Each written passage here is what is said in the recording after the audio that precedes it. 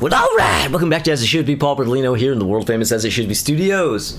Yeah, and well, I'm here to discuss current events. Yeah, current events. I'm here to discuss current events. Yeah, obviously the new Beatles song. You know, I was trying to decide if I wanted to make a video about this or not, and if I did, what kind of a video was I going to make. Now, on the day that it came out, on Thursday, on the 2nd, 10 o'clock in the morning, when it hit, I set up everything, and I shot a reaction video. I shot a video of me listening to it for the first time and did a full reaction video. I decided not to put it up. Two things. One, reaction videos are lame.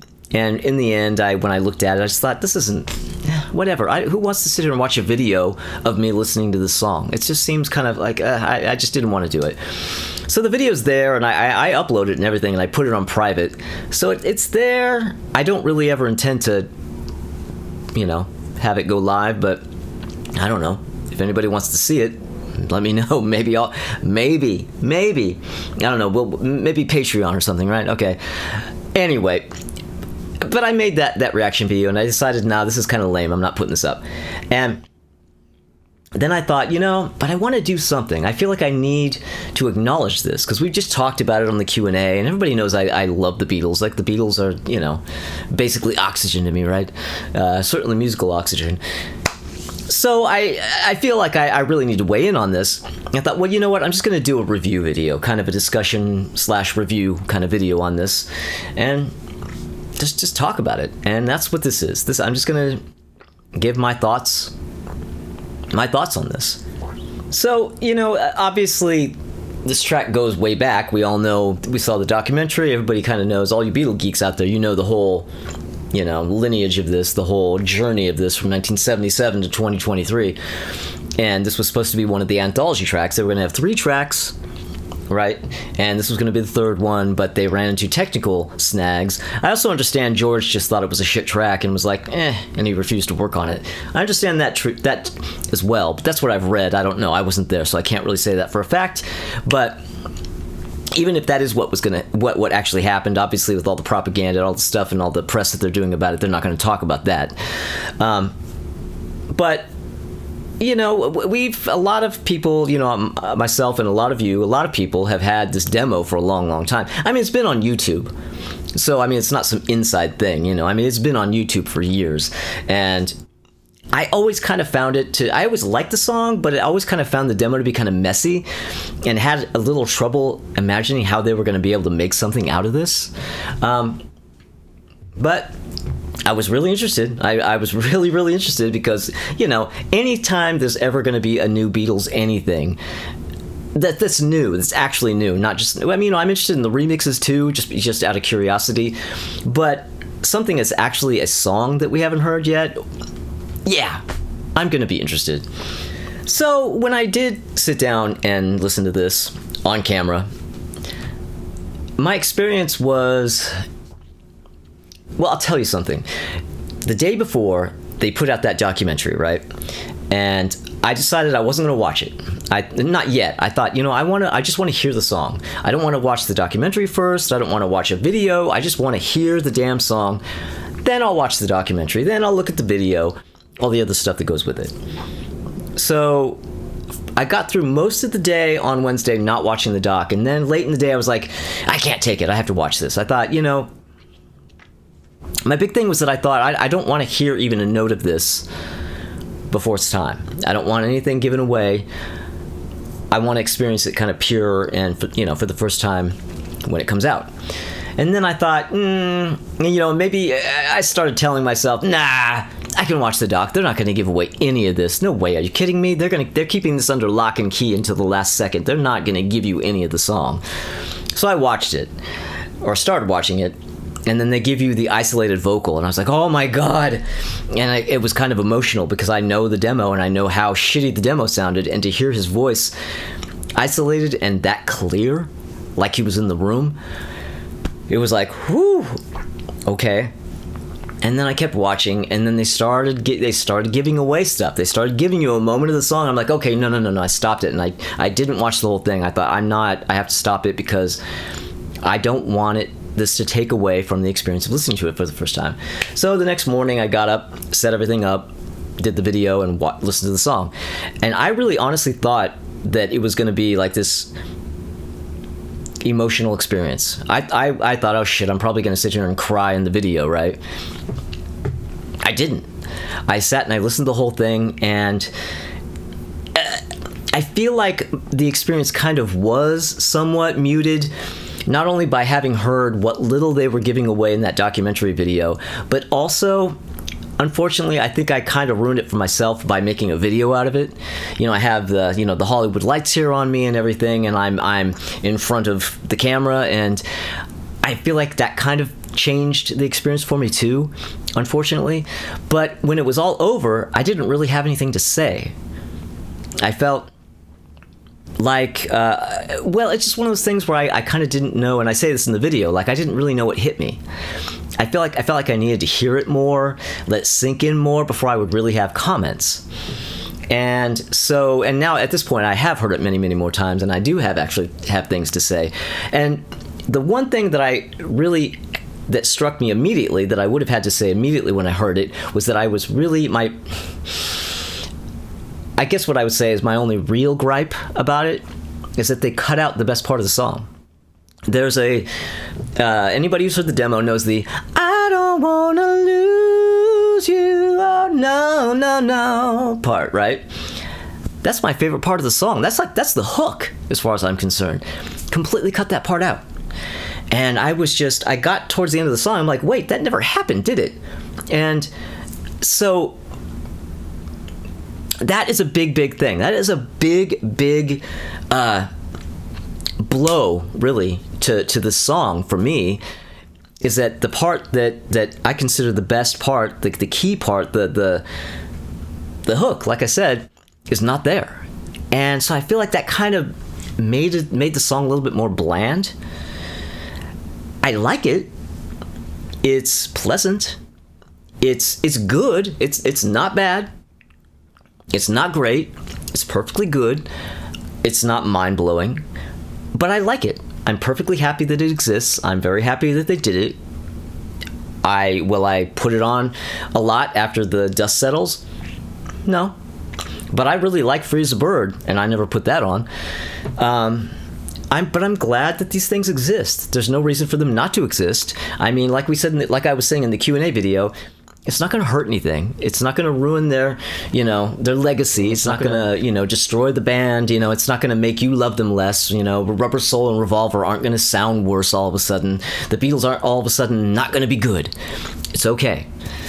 It's okay that they did this. It's easily ignored, this stuff, because everybody's hearing about it right now, right? It's all over the place. I'm making a damn video about it. Everybody and their mother's making a video about it. But in a week or two, it will all blow over, and you can easily just forget that it came out, if you don't like it. I like it, and I'm probably going to forget it came out, in a few weeks. I don't know. But again, I mean, like I said, I like it, but I don't think it's great. But there's a whole list of actual Beatles 60s tracks that I think this is better than. In fact, I have a list. Well, I have a list of my least favorite Beatles songs, and that I'm not going to read off to you now because that might be a video someday. But I will say, is it better than All Together Now? Yeah, it's better than All Together Now. Come on.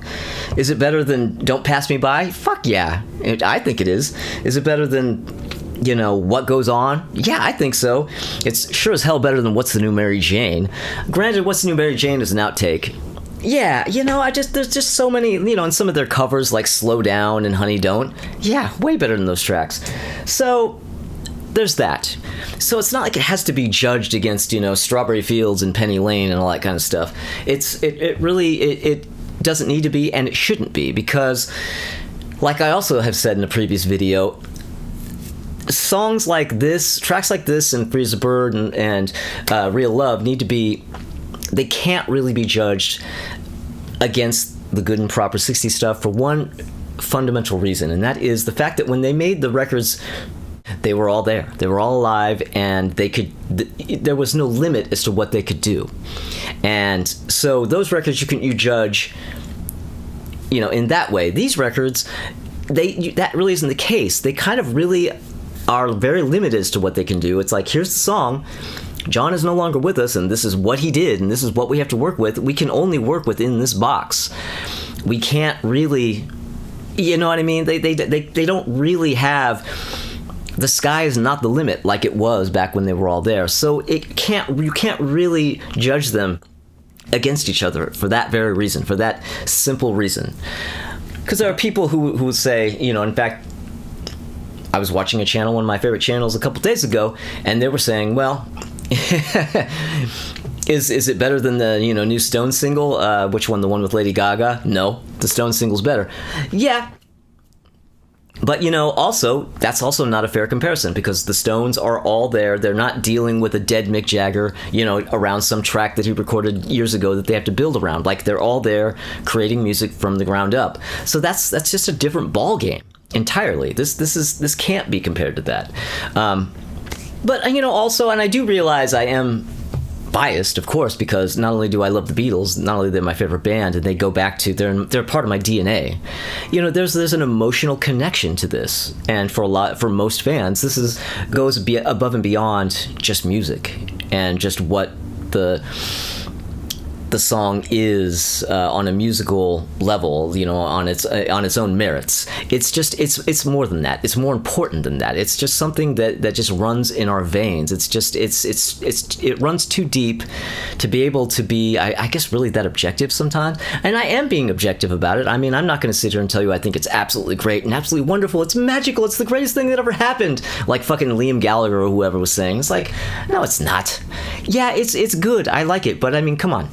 It's not the greatest thing ever just because it's the Beatles. And but I will say that I probably do like it more than I would because of my emotional connection to the Beatles and what they mean to me, and the fact that they are what introduced me to music when I was 3. And yeah, I mean, that you can't separate yourself from that. That's always going to be there, and that's going to be a part of whatever judgment you make, about something like this. And and it's just like it's a sentimental and special just kind of thing, and it's okay. I'm perfectly happy this happened. The song is, unfortunately, I consider it, because they cut out the part that I like, I consider it a little bit of a whitewash. Because the lyric that they cut out is, to the section that they cut out is, I don't want to lose you, oh no, lose you or abuse you, oh no. And then the next time around is lose you or confuse you, I think. But he does say abuse you and confuse you, and it kind of, I could see where they were like, we don't really want this abuse you lyric in here. I can see that. But they could have flown in confused in place of it, but I don't know. I feel like, but in a way, I do feel like it's a little bit of a whitewash. You know what I mean? And it's too bad, because that it's like it's the part that really sticks out. It's like a really nice, like he modulates into the part, which just takes it like to the next level. And if you haven't heard the demo, seek it out. Go to YouTube. It's often been up. Like right now, I know that's a little tougher to find because Apple is going through and like pulling them down left and right, but then people keep re-upping them. So, keep going back and looking. You'll get lucky. Somebody will have freshly put one up and you'll get to hear it. But, and you'll hear the part I'm talking about. But when I came away from this, like the song was in my head all day long. And in fact, it was in my head today too. It's been in my head ever since. But the part that's been running in my head is the part they cut out, because that's the fucking hook. Like I said, like the actual parts that they used in the final version are not what's running through my head, and those parts never really have been parts that ran through my head, even when I only knew the demo. But yeah, so I'm really, really harping on this part they cut out. And that's because, like I said, it is my favorite part, and that's the part I really would have most have loved to have heard. But I do have to say, there is one part in the song that I think is probably the best part, not only in the version, but it might even be better than the part they cut out. There is one absolutely, truly magical, beautiful moment in this track that makes all of it worthwhile. The guitar solo section. Oh man, the guitar solo section. Now it's Paul imitating George, because George wasn't there to play the solo. George is on it, probably just on acoustic rhythms. Maybe he's in there in some capacity, but Paul had to play the solo, and he played it. What would George do? He played it in George's style. Man, he hit it out of the park. That part is. That makes it all worthwhile, is that one part. It's absolutely gorgeous. And now, of course, then the day after the track drops, the video drops that Peter Jackson made. And so I watched that. I'm not into the video. I don't like the video. I think the video is, I don't even know how to say it. It's just so, it's kind of hokey. It's really trying to tug on your heartstrings, but I feel like it's kind of more hokey than that. Like the shot where they have a phony John Lennon, like the side of his face looking out at the sunset, and then right next to it you have Paul McCartney pops up pretending like he's doing the vocal in the studio, and then he looks over at the John Lennon who's looking at the horizon. It's so cheesy. And then it cuts to like Ringo and Paul kind of dancing in front of their mics, pretending they're doing the vocal right there. And it's just like, oh, it's like, no. No. And then it just, and it cuts with, there's all these cuts of George and, well, of all of them really, from the Hello Goodbye video shoot, and, a lot of just John just being goofy, which is very Beatle-like, them to just like not take things seriously and go, yeah, whatever, fuck, let's just be goofy about it. But the goofiness is really just overplayed in the video, and I don't know, I can't stand it personally. A lot of people love it, but again, maybe that's back to it running too deep and being too emotional for them, which I can dig. I can absolutely dig. I don't like the video. I like the song, don't love the song, don't like the video. And I don't know. I mean, I guess what else am I going to say about it? Oh yeah, and I really, now one other really rough thing about the track is the McCartney vocal. Yeah, we all know Paul McCartney can't sing anymore. I'm not really, I'm glad that they kind of really didn't go for any excessive AI in this, and all they did was use it to separate Lennon's vocal from the piano.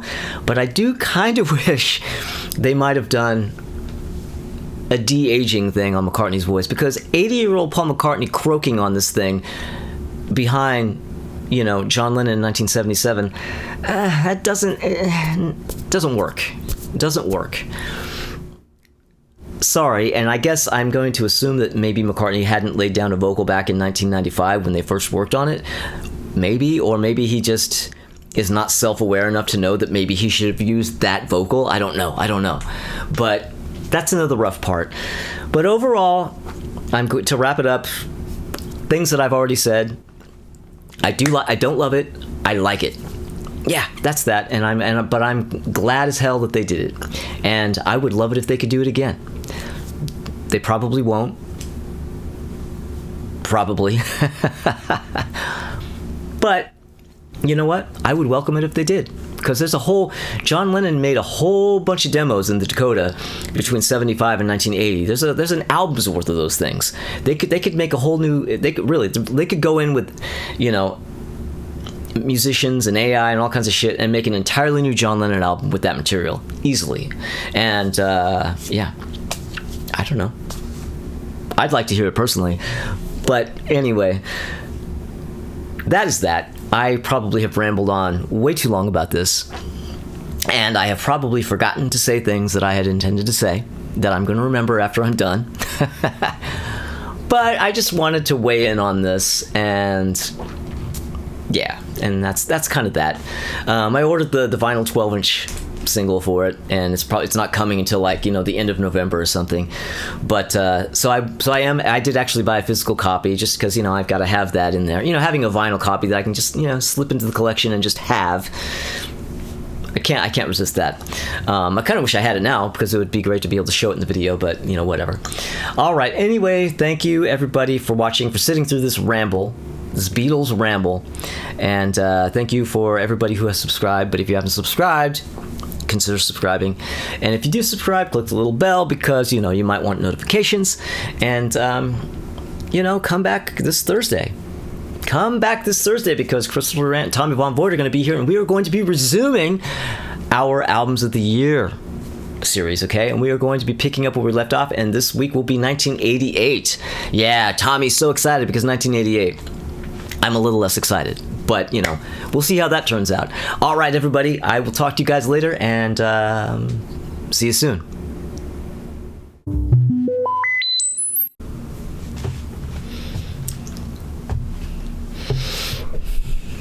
Tasty root beer to start things off. Can't talk about the Beatles without a little bit of root beer, right?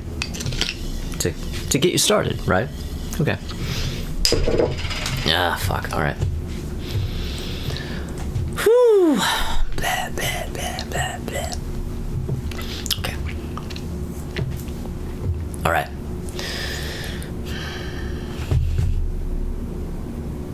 Well, all right.